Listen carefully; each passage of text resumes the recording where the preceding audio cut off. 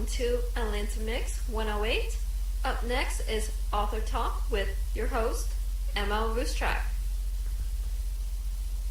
Culamundo, Culamundo, Culamundo,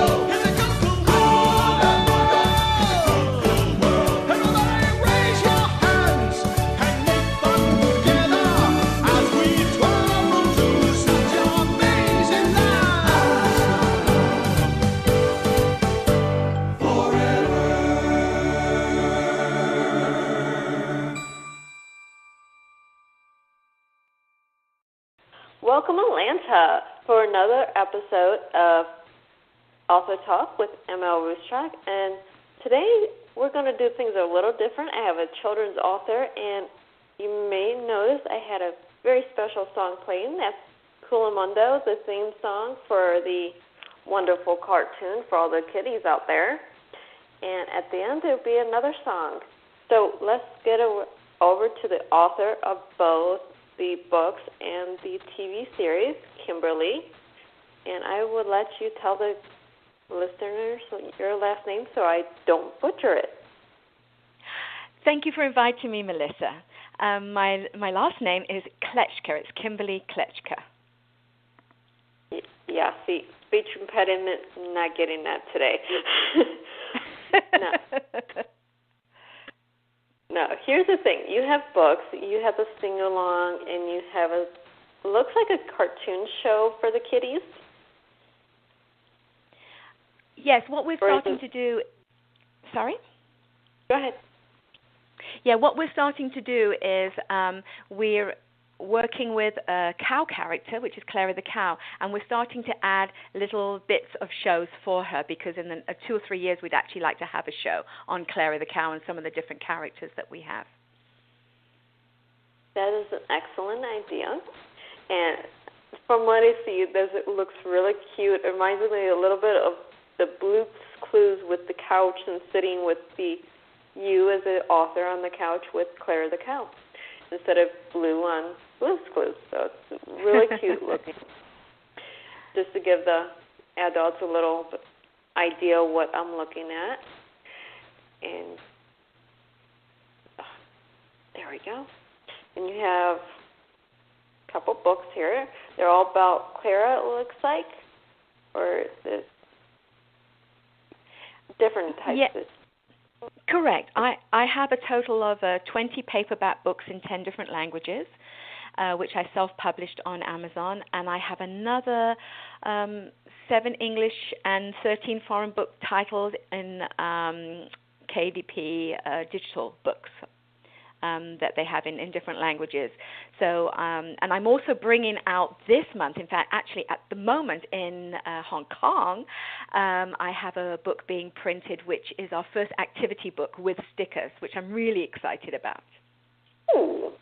We all know kids love their stickers, so any activity books with stickers on are big sellers with the little ones. I know mine used to take the stickers and put everywhere but in an activity book, so. That's been a few years, but she still takes stickers and puts them everywhere. I do, actually. I always have stickers with me whenever I'm walking around and I see all these cute kids, and I'm like, oh my gosh, do you want a sticker? And they're all undoing them and sticking them everywhere, and stickers are so much fun. The person who invented them was brilliant. What can I say? Oh, yes. Oh, yes. So Clara has a sing-along books, soundtracks, instrumental soundtracks, audiobooks.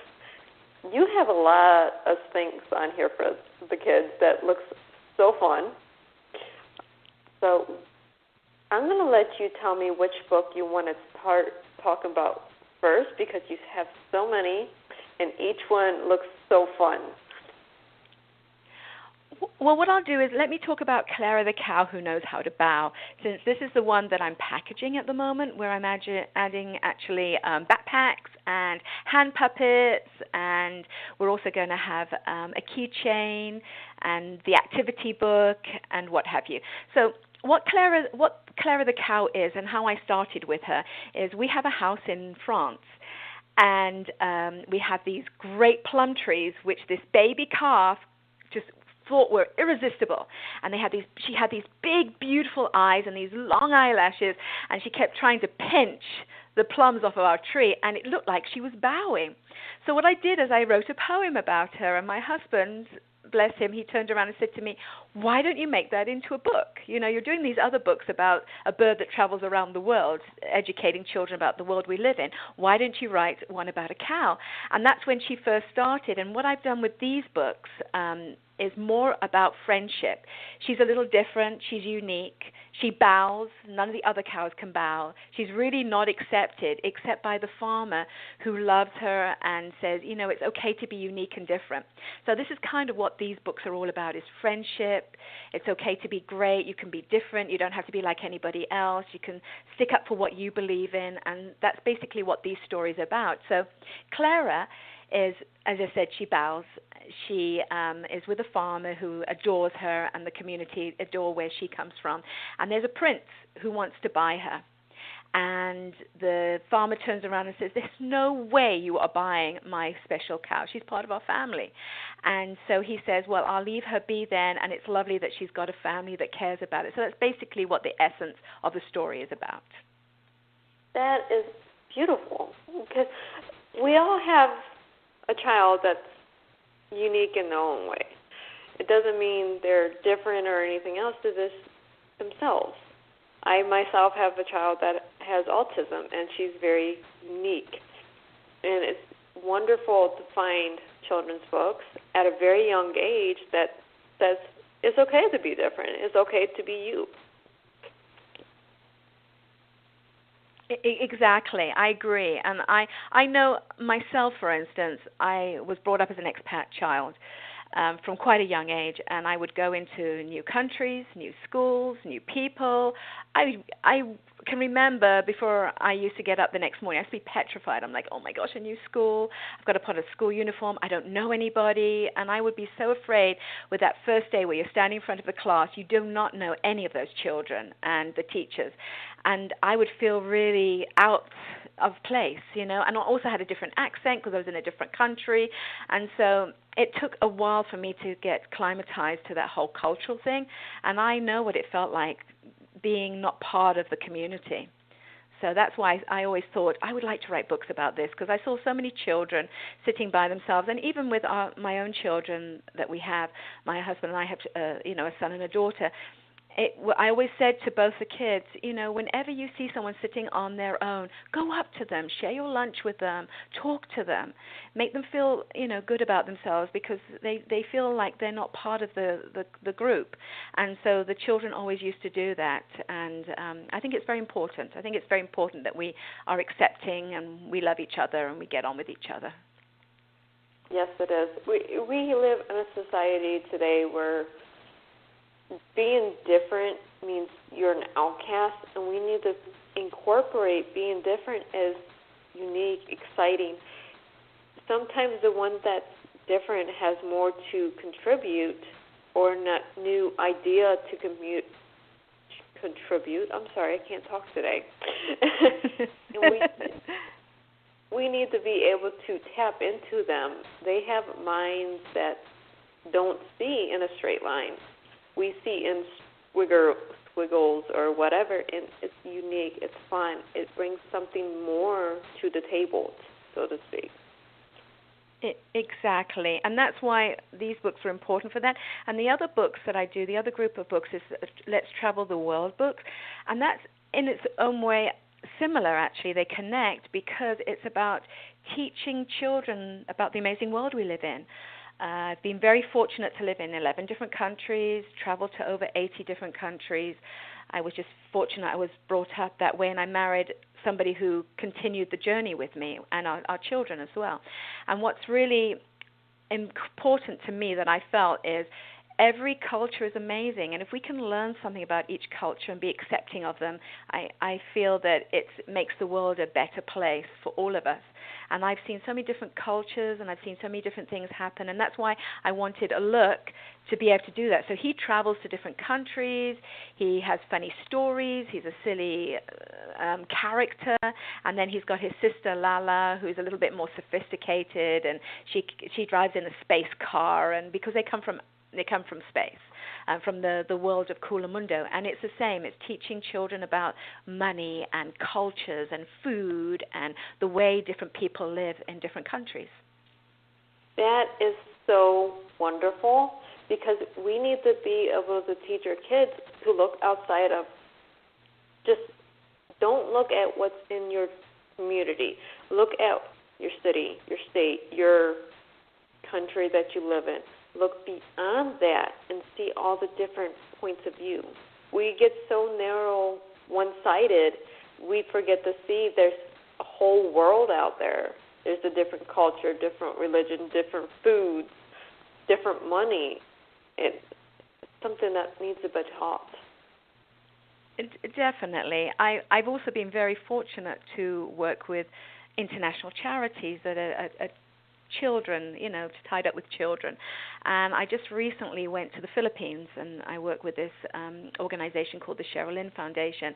And I'm very funny about giving to charities or giving in-kind books. I like to know what the charity's about, because they make me a bit nervous, because I would like to know where the money's going to. I want to make sure it's actually going to the children instead of somebody's pocket.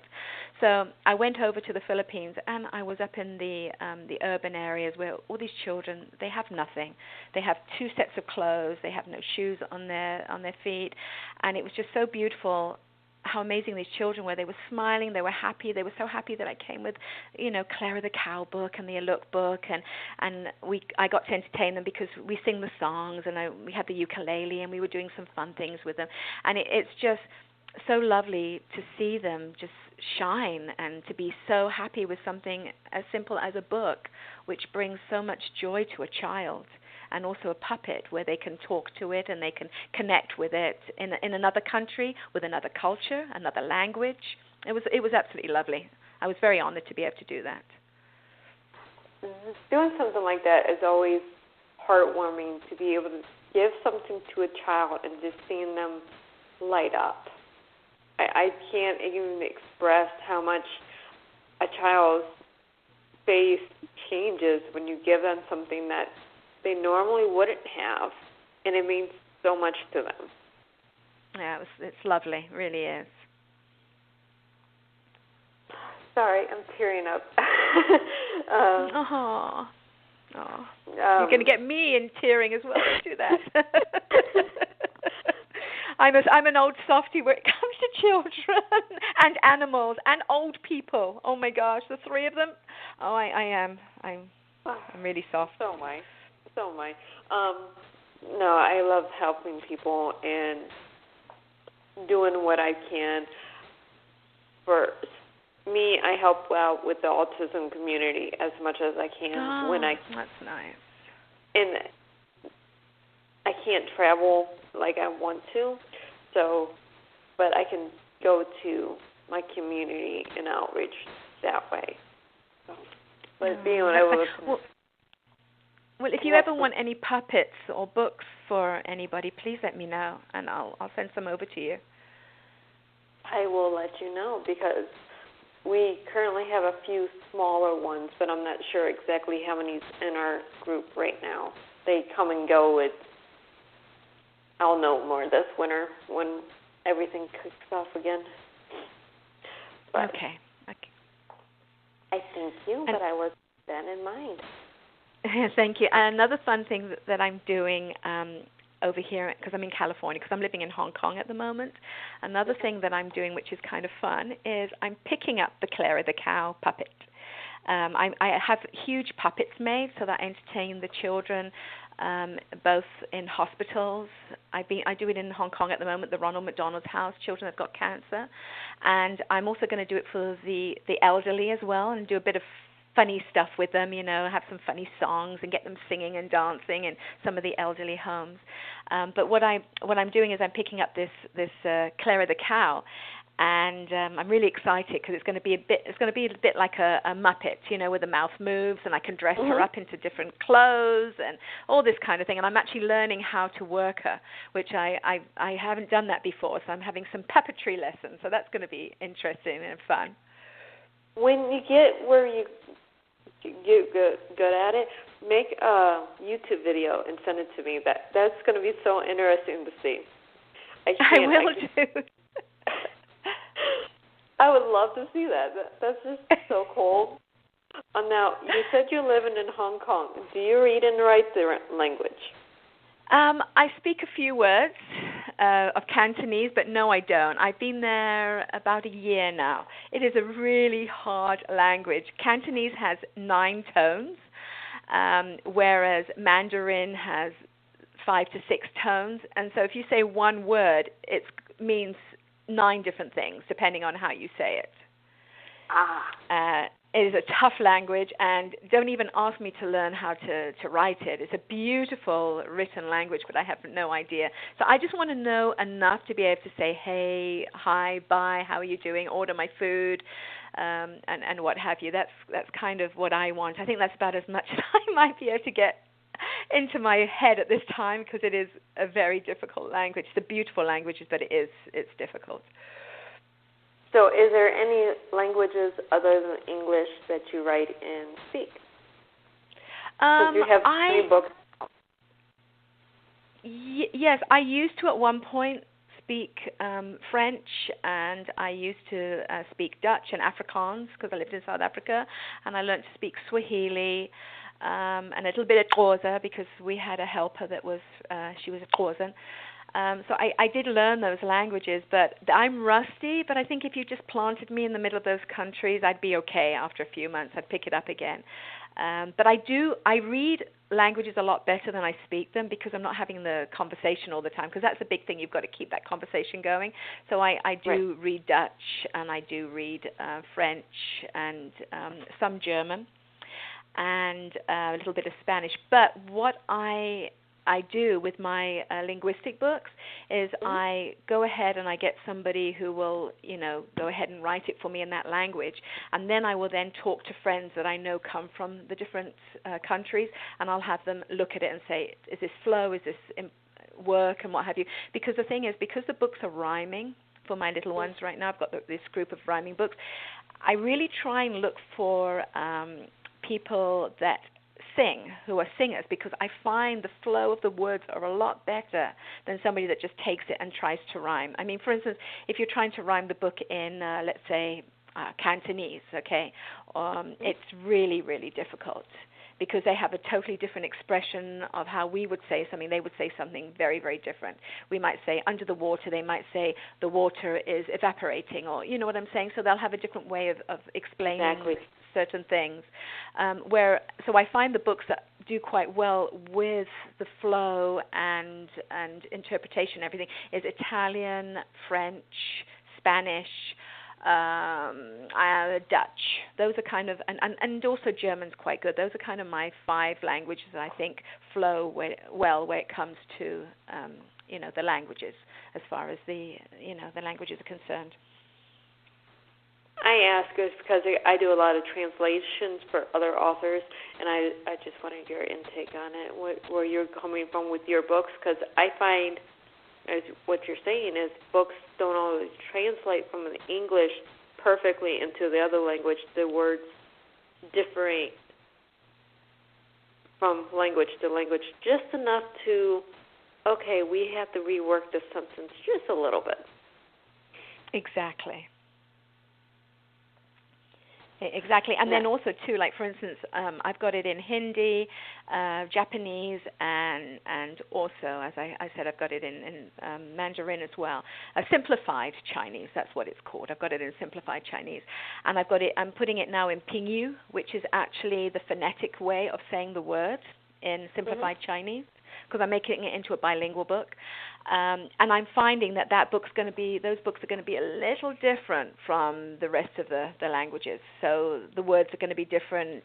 The whole story, crux of the story, will be similar, but it will be different. Even the names are a little different. They don't know what Clara is. They don't have the word Clara, so we have to change it all up. And so it is interesting, though. It's very interesting. Yes, it is. Now, we only have a few minutes left, so besides Amazon, where can our listeners find you?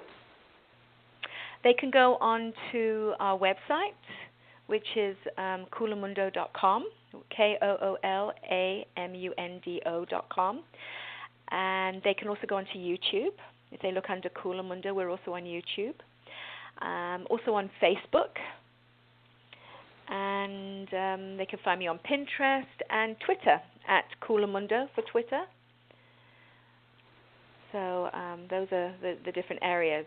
And if they're looking the book up and everything, they're in different countries. There are different areas that have them. I noticed the other day Walmart has me up on the up on the internet and everything. And there are some different areas if they're looking for Clara the cow and what have you. But I did want to tell you something. Tomorrow, for 5 days, I have got on KDP Clara the Cow for free, and they can download it. You can download it in 5 different languages.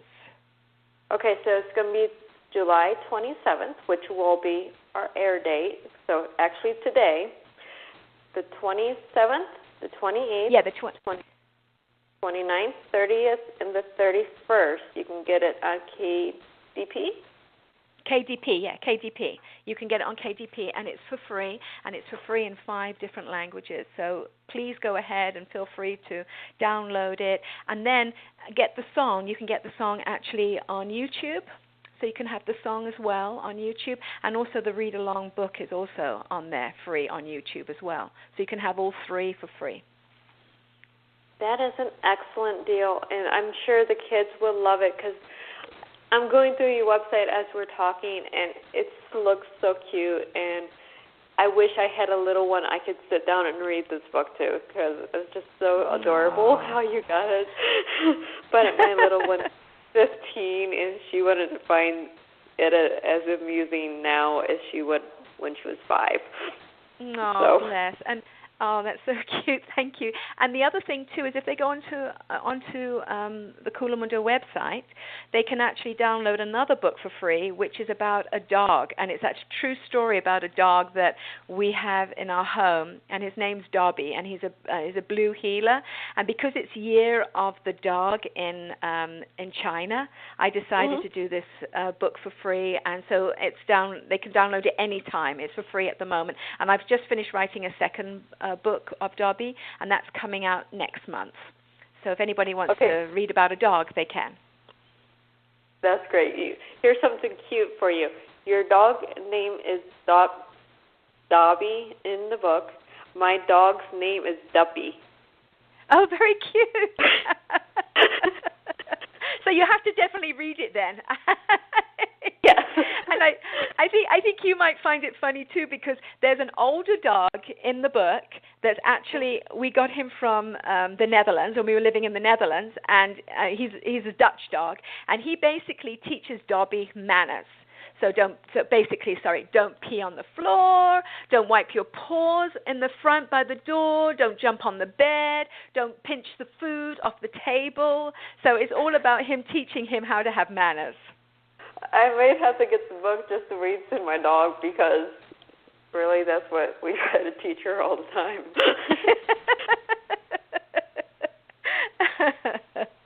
So that's about all the time we have for today. So thank you so much for having me on your show, Melissa. It was lovely meeting you, and thank you so much for everything. Oh, thank you so much for coming on, and I've learned so much about Clara and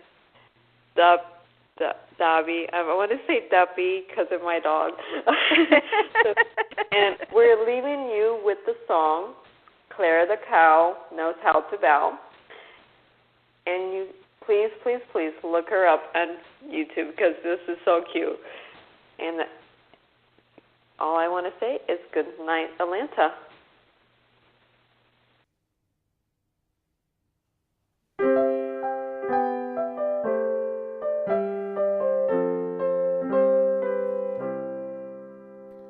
One fine day in the month of May, a little baby cow was born. And what a surprise when she opened her eyes, the color of sweet corn.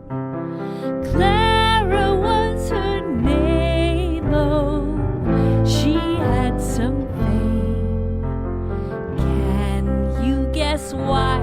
Because this baby cow knew how to bow, with a twinkle in her eye. Clara, tell us how you learned how to bow. Wow, it's amazing to see as you bow on one knee. So let us all try it now with our friend Clara the cow.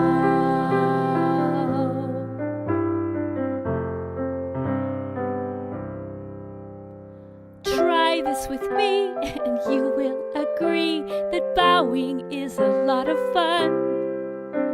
It's easy, you see, just bow on one knee, such fun for everyone. And Clara was her name, oh, she had some fame. Can you guess why? Because this baby cow knew how to bow, with a twinkle in her eye. Clara, tell us how you learned how to bow. Wow, it's amazing to see as you bow on one knee. So let us all try it now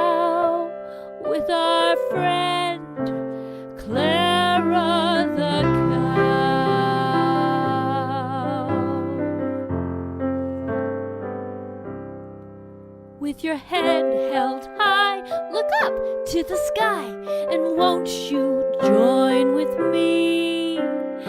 First with your left, and then with your right, and bow for all to see.